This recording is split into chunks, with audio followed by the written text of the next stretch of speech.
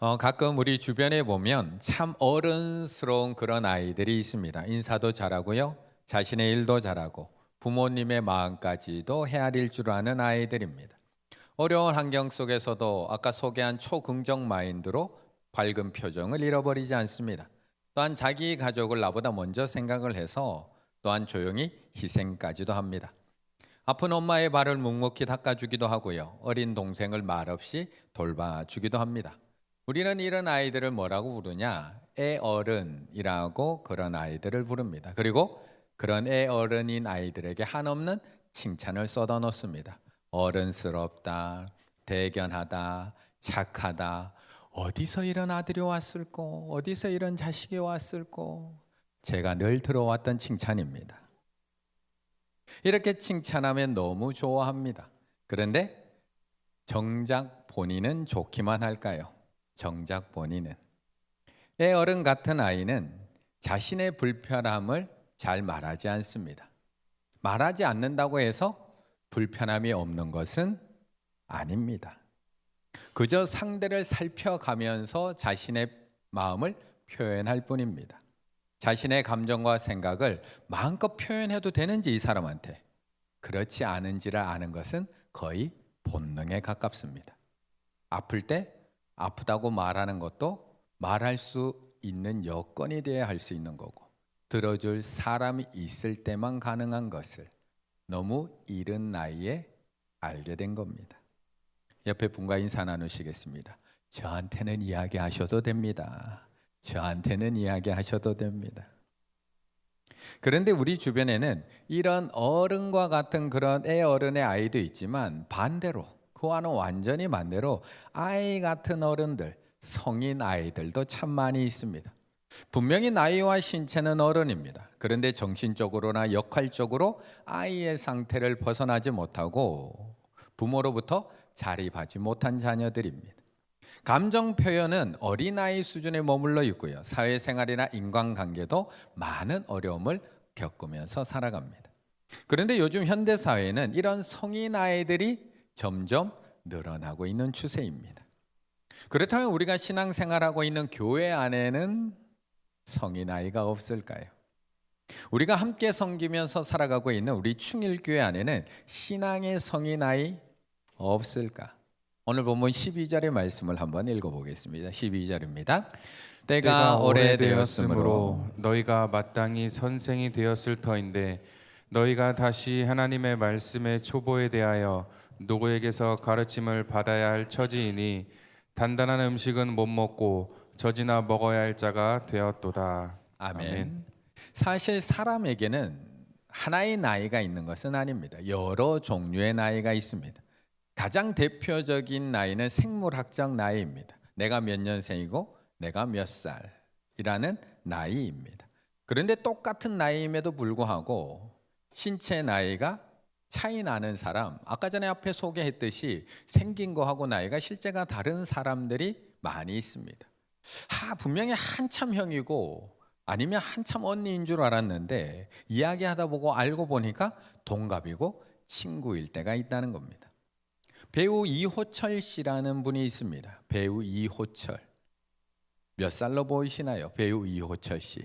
몇 살로 보이시나요? 1985년 올해 40살입니다. 놀라운 것은 송중기, 양세형하고 동갑입니다. 영화배우 현봉식 씨라는 분도 있습니다. 몇 년생으로 보이시나요? 한 살 많은 84년생 41살입니다. 놀랍게도 유연석, 산드라박, 이재훈, 신민아, 수영과 동갑입니다. 이처럼 신체 나이와 실제 나이는 차이가 많이 나는 경우가 종종 있습니다. 그런데 우리에게는 신체 나이만 있는 것이 아니라 믿음을 가지고 살아가는 우리에게는 신앙의 나이도 있습니다. 분명히 교회를 오래 다녔습니다. 모태신앙입니다. 우리 청년들도 30년, 어떤 분은 50년, 60년 신앙생활을 해서 이제 직분자도 되었고요, 임원도 되었고요, 교회의 중심적인 역할을 담당하는 중직자가 되었습니다. 이제는 누군가를 가르치고 인도해 줄 만한 신앙의 연륜이 되었습니다.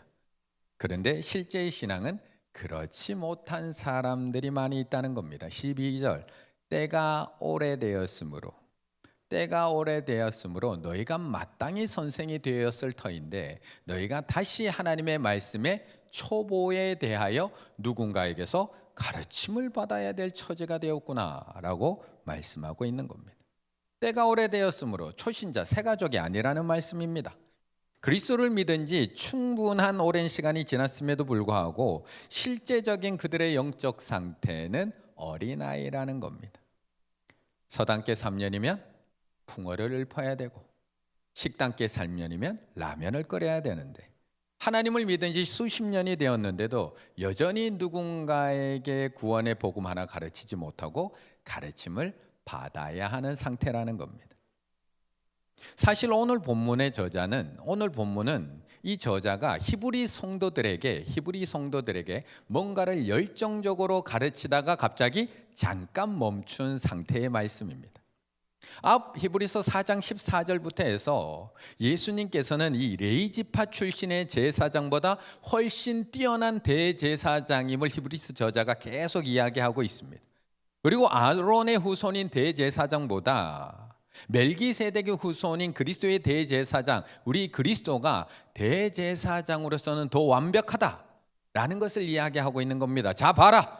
그리스도가 얼마나 우월한지, 그리스도가 얼마나 완전한 대제사장인지를 한번 봐라 라고 설명하는 것이 오늘 본문의 앞쪽에서 흐름입니다. 멜기세덱의 반차, 멜기세덱의 족보와 계통을 따라 이어받은 우리 예수님께서 우리의 진정한 대제사장 되시고 영원한 대제사장, 우월하신 대제사장, 완전하신 대제사장 된다라고 막 열정적으로 설명을 이어가고 있는데 듣는 성도들이 딱 이 표정인 겁니다. 지금 우리 목사님 새벽부터 왜 저렇게 열을 내시지? 도대체 무슨 말을 하고 있는 건지 못 알아듣는 표정인 겁니다. 도대체 언제 끝나나? 오늘 6시 반 넘기실 것 같은데 카톡 보내고 몸 비틀고 잠자고. 그러니 저자가 막 대제사장 대신 예수 그리스도에 대해서 막 설명을 하다가 딱 멈추는 순간이 오늘 본문입니다. 11절 멜기세덱에 관하여는 우리가 할 말이 많으나 너희가 듣는 것이 둔함으로 너희들이 지금 못 알아듣고 있어. 아직 할 얘기가 너무 많아. 그런데 못 알아들어. 설명하기 어려우니라. 그러면서 갑자기 주제를 바꾸고 있는 겁니다. 뭘로? 성도들의 영적 유치함, 우리의 영적 미숙함을 지적하면서 영적 성숙을 위한 신앙의 진보를 해나가라고 권면하는 말씀으로 싹 들어 바뀌는 말씀이 오늘 본문입니다. 13절의 말씀을 함께 읽겠습니다. 13절입니다. 이는 젖을 먹는 자마다 어린아이니 의의 말씀을 경험하지 못한 자요. 아멘. 지난 주일날 둘째를 출산하러 가는 한 가정이 제 목양실에 와서 기도를 받고 서울에 있는 병원으로 올라갔습니다. 임신한 기간 중에 우리 교회 식당에서 갑자기 하혈을 하는 일이 있어서 그때 119가 오고 조금 크게 걱정했던 순간이 있어서 그랬던 가정이라서 건강하게 출산하는 날이 되어서 너무나 기쁜 마음으로 그렇게 기도해 줄 수 있었습니다. 그런데 엄마 아빠가 기도하러 오는 길에 첫째인 2살 된 딸, 정확히는 16개월 된 첫째 딸도 함께 데리고 왔습니다. 얼마나 이쁜지 모릅니다. 인형입니다. 인형이 말을 합니다. 그래서 제가 뭐라도 주고 싶은 마음에 사무실 여기저기를 뒤졌습니다. 이만한 사탕도 나오고요, 과자도 나오고요, 젤리도 나오고요, 초콜릿도 나오고요, 견과류도 나오고요. 제 방에 뭐가 많죠. 오시면 드리겠습니다. 이런 게 막 나옵니다. 그런데 줄 수가 없습니다. 16개월 된 아이한테 줄 게 없습니다. 그래서 결국에는 작은 봉지 안에 들어있는 젤리 하나를 주고는 이거 먹는 거 아니야, 그냥 가지고 노는 거야 라고 이야기해 줄 수밖에 없었습니다. 왜요? 어린아이는 단단한 음식을 못 먹기 때문입니다.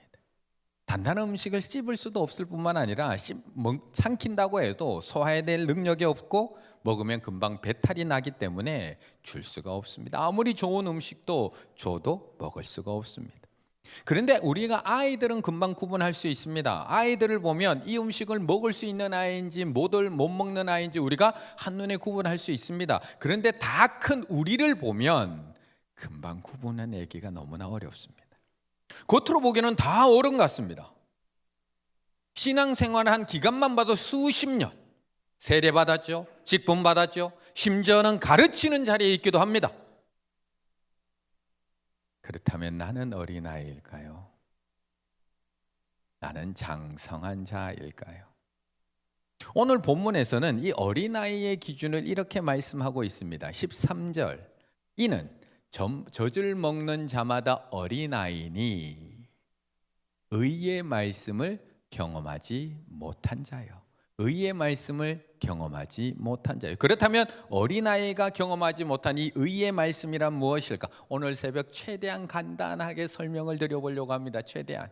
지금까지 히브리서 저자는 예수님을 멜기세덱의 반차, 멜기세덱의 족보를 쫓아서 대제사장이 된 분이라고 계속해서 설명해 오고 있었습니다. 그런데 이 멜기세덱이라는 이 이름이 히브리어로 왕이라고 하는 멜레크와 의라고 하는 뜻하는 체데크가 합쳐진 단어가 멜기세덱입니다. 다시 한번 자막을 통해서 보여주면 멜레크 왕이라는 단어와 체데크 의로움 의라는 단어가 합쳐진 의의 왕이 바로 멜기세덱입니다. 그래서 히브리서 1장 7장 1절 2절의 말씀을 보면 이 멜기세덱은 살렘 왕이요. 2절에 가시면 그 이름을 해석하면 먼저는 무슨 왕? 의의 왕이요. 멜기세덱의 뜻이 의의 왕이라는 뜻이랍니다. 그렇다면 이 멜기세덱의 의의 왕이라면 의의 말씀은 누구일까? 멜기세덱의 반차, 족보, 계통을 쫓아서 대제사장이 된 예수 그리스도. 그가 바로 의의 말씀이라는 겁니다. 의의 왕의 후손으로 말씀이 육신되어 이 땅에 오신 예수 그리스도를 알지 못하고 그 예수 그리스도를 경험하지 못한 자들이 바로 젖 먹는 아이들이라고 말씀하고 있는 겁니다. 우리는 대부분 구약은 복잡하고 어려워서 단단한 말씀이라고 생각합니다. 반대로 예수님에 대해 이야기하고 있는 신약은 너무나 단순하고 쉽다, 부드러운 말씀이라고 생각합니다. 그런데 이 당시 히브리서 성도들에게는 어려서부터 배워왔던 율법으로 가득한 구약이 저처럼 부드러운 말씀입니다. 너무나 쉽습니다. 달콤한 젖입니다. 정해진 율법만 잘 지키면 됩니다. 율법대로 살면, 율법대로 행하면 복을 받습니다. 들어와도 복을 받고 나가도 복을 받습니다. 얼마나 쉽고 간단한지 모릅니다. 젖입니다. 그런데 예수님의 의의 말씀을 듣고 그 말씀대로 살아간다는 것은 어려운 일입니다. 예수님께서 보여주시고 들려주시고 명령하신 대로 세상에서 순종하며 따라간다는 것, 젖을 먹는 것일까요? 단단한 음식을 먹는 것일까요? 심령이 가난한 자는 복이 있다. 애통하는 자는 복이 있다. 복의 개념이 다릅니다. 온유한 자는 복이 있다. 의에 줄이고 목마른 자는 복이 있다. 긍휼히 여기는 자, 마음이 청결한 자, 화평하게 하는 자 복이 있다. 의를 위하여 박해받는 자가 복이 있다. 그리고 그 십자가의 길을 직접 걸어가시며 우리에게 나를 따르라고 말씀하십니다. 그 의의 말씀이 정말 적과 같은 말씀일까요? 이처럼 의의 말씀, 예수 그리스도의 말씀은 단단합니다. 우리가 그것을 맛보아 알기에 너무 단단합니다. 우리가 주님이 가신 그 십자가의 길을 따라가며 경험하기에 그 말씀이 너무 단단하다는 겁니다. 그래서 오늘 본문의 히브리 교인들도 다시 유대교로 돌아가려고 하고 있는 겁니다. 그리고 우리도 계속 머뭇거리고 있는 겁니다. 그렇다면 나는 젖을 먹고 있는 어린아이일까요? 아니면 단단한 음식을 맛보고 예수 그리스도를 지금 따라가고 있는 장성한 믿음의 사람들일까요? 14절의 말씀을 같이 읽겠습니다. 14절입니다. 단단한 음식은 장성한 자의 것이니 그들은 지각을 사용함으로 연단을 받아 선악을 분별하는 자들이니라. 아멘. 사실 부모된 우리의 바람, 또 교사된 우리의 바람은 하나밖에 없습니다. 나의 자녀들, 나의 아이들이 믿음 안에서 건강하게 잘 자라주는 것. 그래서 새벽에 안수 기도 받으러 나오는 아이들의 기도의 제목을 보면 대부분 첫 번째 기도의 제목은 우리 아이가 어려서부터 하나님을 인격적으로 만나게 해주세요 라는 제목을 가지고 나옵니다. 어려서부터 하나님을 인격적으로 만나고 예수님의 성품을 닮아가는 아이로 자라가는 것, 예수님을 나의 구주로 고백하고 평생 그 예수님과 동행하며 살아가는 것, 평생 예배가 즐겁고 찬양이 행복하고 말씀이 달콤한 그런 아이로 자라가는 것, 그게 우리 모두 부모된 우리의 바람입니다. 그래서 우리 충일교회도 아이들이 믿음 안에서 그렇게 잘 자라가기를 바라는 마음으로 응원하고 또 적극적으로 지원해 주려고 노력하고 있습니다. 특별히 오늘 밤 중요한 무대가 있던 거 다 기억하고 계시나요? 중고등부의 찬미의 밤, 오늘 밤 8시에 있습니다. 더 챌린저 2025. 우리 자녀들이 앞으로 이 세상에서 믿음을 지켜가 나가기 위해서 이 험악한 세상 속에서 유혹 많은 세상 속에서 주눅들고 포기하는 것이 아니라 끊임없이 믿음으로 도전하고 부딪히고 승리하는 믿음을 갖는 그런 믿음의 도전자가 되길 원하는 마음으로 준비한 특별한 은혜의 시간입니다. 특별히 제48회를 맞는 찬미의 밤, 우리 충일교회 역사와 함께 흘러가고 있는 소중한 무대인 만큼 많은 성도님들이 오셔서 함께 은혜를 나누시고 많은 응원의 박수를 쳐주시면 감사하겠습니다. 이처럼 우리는 나의 신앙은 조금 부족하더라도 나의 자녀만큼은 신앙생활 잘했으면 좋겠고, 나는 너무 바빠서 신앙생활 제대로 못했지만 나의 자녀만큼은 어려서부터 좀 신앙생활 잘해서 하나님을 어려서부터 좀 인격적으로 만나고 평생 하나님과 동행하며 살아가는 그런 자녀가 되길 원하는 바람을 가지고 있습니다. 그런데 문제는